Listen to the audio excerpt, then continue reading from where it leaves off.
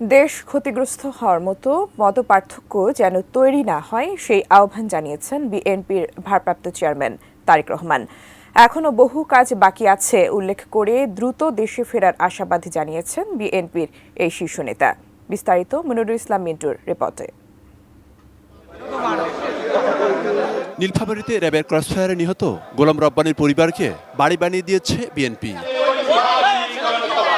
সেই বাড়ির চাবি হস্তান্তর উপলক্ষে আয়োজিত অনুষ্ঠানে বিএনপির সিনিয়র যুগ্ম মহাসচিব রুহুল কবির রিজভী সংবিধান বাতিল প্রসঙ্গে প্রতিক্রিয়া জানান। নতুন করে যদি সংবিধান রচনা করেন কি করবেন আপনারা? পৃথিবীতে এটা দেখিনি।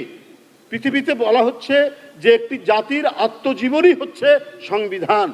এটা হঠাৎ সব বাতিল করে দিলে পরে তো মুক্তিযুদ্ধকে অস্বীকার করা হয়, স্বাধীনতাকে অস্বীকার করা হয়। এই অনুষ্ঠানে ভিডিও কনফারেন্সের মাধ্যমে যুক্ত হন বিএনপির ভারপ্রাপ্ত চেয়ারম্যান তারেক রহমান।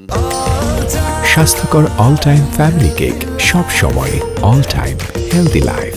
এই গোলাম রব্বানীরা যারা শহীদ হয়েছে, যারা নিজের জীবন দিয়েছে। প্রধান অতিথির বক্তব্যে তিনি বলেন, গত 16 বছরে হাজার হাজার মানুষকে হত্যা করা হয়েছে নির্যাতন।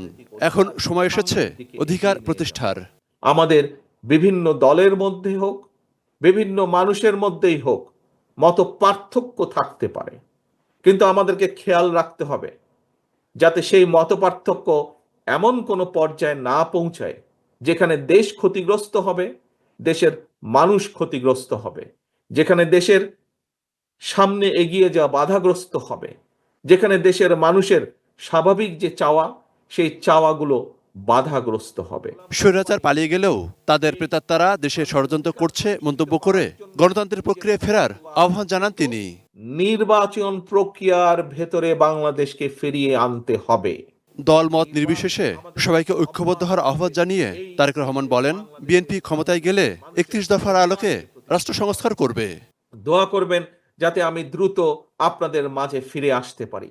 দোয়া করবেন যাতে এই এলাকায় যেভাবে দেশে থাকতে শীতের সময় এই এলাকায় এসে দুস্থ মানুষের পাশে দাঁড়াতে পারতাম, আমি আবার যেন ভবিষ্যতে সেরকম গম্পল নিয়ে, সোয়েটার নিয়ে দুস্থ মানুষের পাশে দাঁড়াতে পারি।